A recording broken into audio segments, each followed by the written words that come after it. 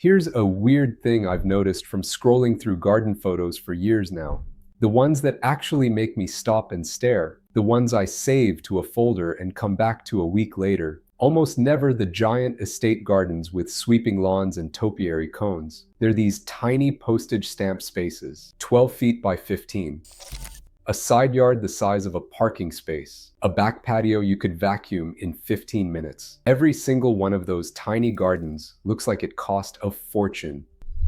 That's the thing that gets me. I used to assume expensive gardens needed expensive square footage, and it turns out it's almost the opposite. The smaller the garden, the easier it is to make every square inch feel intentional. The hard part isn't the size, it's knowing the moves. Nobody walks you through the moves, so let me just say all of this out loud, because this is the conversation I wish someone had with me about 10 years ago. The first thing, which is honestly the one that changed how I look at small gardens once I finally understood it, is that you have to edit. I mean, really edit. Cut things you like for things you love. The single biggest mistake I see in small gardens is that people plant one of everything.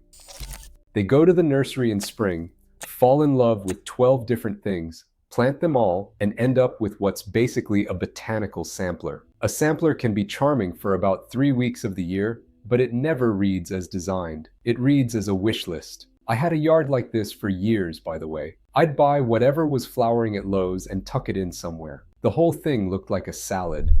The fix is simple, but it takes some willpower. You pick 5 or 6 plant varieties, 7 max. Then you repeat them. A grouping of 3 of the same shrub on one side, 3 more on the other. The same ornamental grass threading through. The same flowering perennial popping up in clusters across the bed. The eye reads repetition as intention. Once you start repeating, the garden goes from looking like a hobbyist's project to looking like somebody got paid to do it. There's a basic design rule called the rule of odds that lives underneath all of this. You plant in 3s, 5s, 7s. Never 2s or 4s, never straight lines. 3 hostas in a cluster, then 6 feet over you plant 3 more of the same hosta. Now the eye connects the dots. Now there's rhythm. That's what expensive gardens have that random gardens don't. Rhythm. While we're on planting, here's the next move that completely shifts how a small garden feels. Layers. Most beginner gardens are flat. Everything is roughly the same height, ankle to knee, and the whole space reads like a green carpet. The move is staircasing the heights. Tallest plants at the back or in the corners, mid-height in the middle, low ground covers tumbling out at the front edge. Ideally, one specimen taller than everything else somewhere. A small tree, a tall ornamental grass, an espaliered something. Give the eye somewhere to climb. This works because the eye reads vertical layers as fullness. A flat planting reads as sparse, even when it isn't. A layered one reads as abundant, even in a tiny footprint. The garden literally looks larger because it has depth.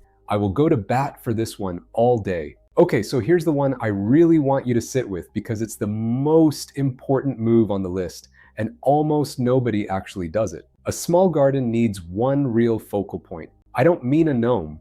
I don't even necessarily mean a fire pit, which is its own conversation. I mean one piece of weight that anchors your eye. A specimen Japanese maple, a beautiful glazed urn on a plinth, a stone bench, a sculpture, a small water feature, something with mass and intention that says, look here. Without a focal point, your gaze just wanders the space and never settles, which is part of why you don't fully relax in a garden that doesn't have one. With one focal point, the whole garden organizes itself around it. The focal point should sit on your most used sightline, the view from the kitchen window, the back door, wherever you actually look at the garden from most days. That's where the one beautiful object goes. Can we talk about planters for a second? Because almost everyone gets the scale wrong on these, and it absolutely murders small gardens. Tiny planters scattered around a patio read as cheap no matter what is inside them. I'm sorry, but they do. And before anyone gets mad, I once ordered what I was convinced were big enough planters online for my front porch, and when they showed up, I genuinely laughed. They looked like coffee mugs next to a freshly painted door. So I'm not lecturing you from a high horse here. I learned the hard way. The move is the opposite of what your instincts tell you. Go bigger, way bigger. A pair of 24-inch tall planters at an entrance, or one giant single planter, what designers call a statement pot, anchors a small space in a way that 10 little terracotta pots never will. Honestly, the plant inside matters less than the pot itself. A simple boxwood ball in one huge planter looks more designed than a dozen small pots stuffed with mixed annuals. The pot is the architecture. The plant is the punctuation. Now I want to talk about the move that's basically free, and yet almost nobody does it in a small garden. Going vertical. In a tiny yard, your most underused real estate is the walls and the fences. Square footage you already own, doing absolutely nothing. A climbing rose, a wisteria, a clematis, an espaliered fruit tree, even just a simple grid of cedar lath holding up a climber on a blank fence. You've added depth to a surface that was previously just flat and brown. Once the climber fills in, even partially, the garden feels twice as enclosed and twice as lush. It's like the room got a wallpaper upgrade for free. You don't have to build a separate structure either. Attach a trellis directly to your existing fence. Give the climber something to grab. Within 2 seasons, the fence disappears behind green, and your tiny garden has a whole new dimension. I love this move because it costs nothing and the payoff is enormous. The next one I think is genuinely a magic trick, and I don't use that word lightly. A curved path. Here's why this matters. If you can see your entire garden from the moment you step into it, you process the whole thing in about half a second and stop looking. Mystery is what keeps the eye engaged. A path that curves out of view, even slightly, even if there's truly nothing dramatic around the bend, makes the garden feel bigger and more interesting than it actually is. You want to know what's around the curve. That tiny moment of curiosity is what makes a small space feel like an experience instead of a glance. The path doesn't have to be elaborate. 5 or 6 stepping stones with creeping time between them, laid on a gentle curve through a planting bed, will completely change how a yard reads. The natural partner to a curved path is a hidden destination, because the path has to lead somewhere. This is the move that takes small gardens from pretty to expensive. You tuck a small seating area in a corner, behind a planting screen, somewhere that isn't immediately visible from the back door. A pair of chairs, a small table, one overhead light surrounded by tall plants, or a trellis with climbers covering it. Suddenly your tiny garden has a destination, a reason to actually walk through it. The reason this works is honestly psychological. There's a concept in landscape architecture called prospect refuge theory, which I've talked about before on this channel. Basically, we all naturally gravitate toward little tucked away corners that still let us see out. Caves with a view, if that makes sense. The hidden seating spot scratches exactly that itch. It makes a 200 square foot backyard feel like it has chapters, which is wild for the price. Okay, this next one is going to sound weird until you see it work, and I need you to trust me through the eye roll. Outdoor mirrors. A real, weatherproof outdoor mirror mounted on a fence or a garden wall will double the apparent size of a small garden. The English do this constantly in their tiny courtyard gardens, and it always looks gorgeous. The trick is, you don't hang it like a bathroom mirror. You hang it like a window.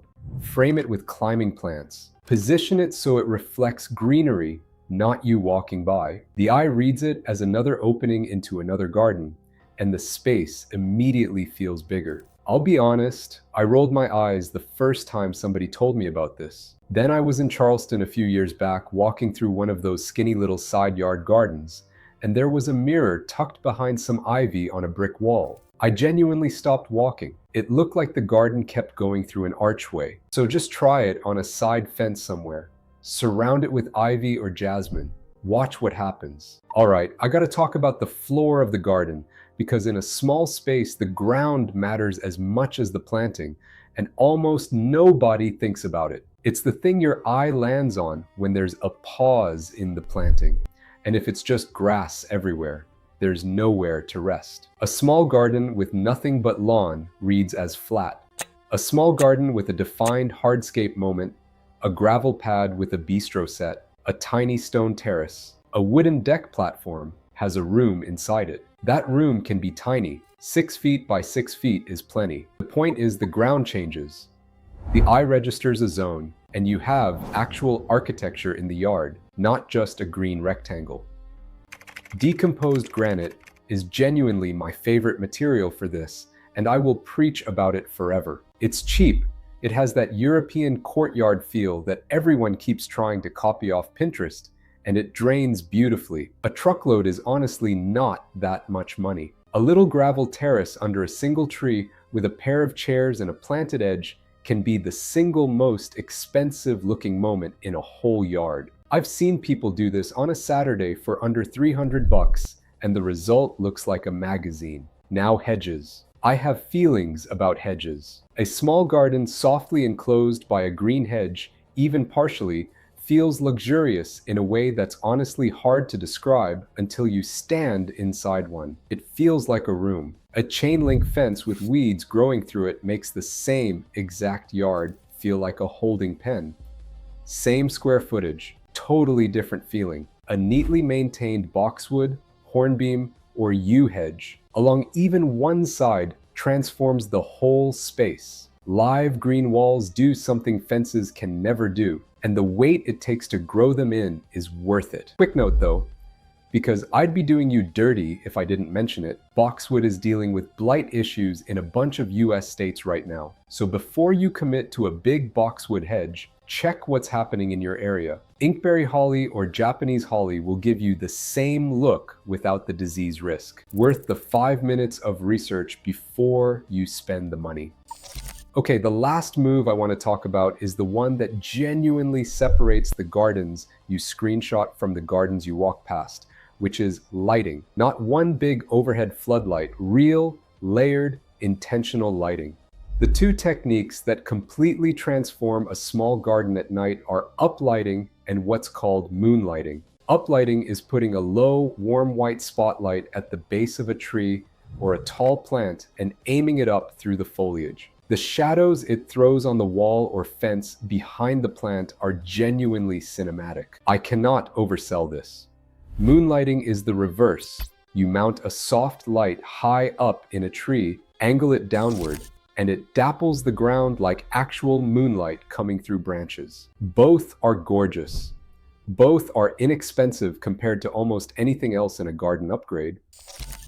Both will turn a forgettable backyard into a place you actually want to sit in at 9 at night with a glass of wine.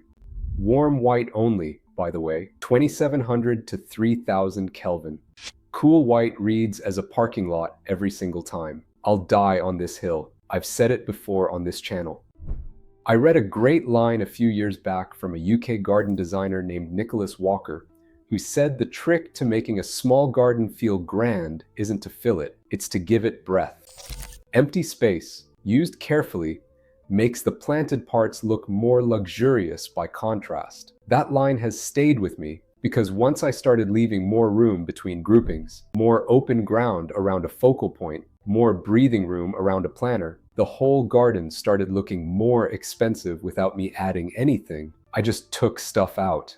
If you only do one of these this spring, I'd genuinely start with the repetition rule. It doesn't cost $1. You go outside, you look at what you already have, you move things around, you replace the random one-offs with clusters of what you already love. That's a Saturday afternoon, and the garden will look like a different yard by Sunday. Tell me in the comments what you've got working with.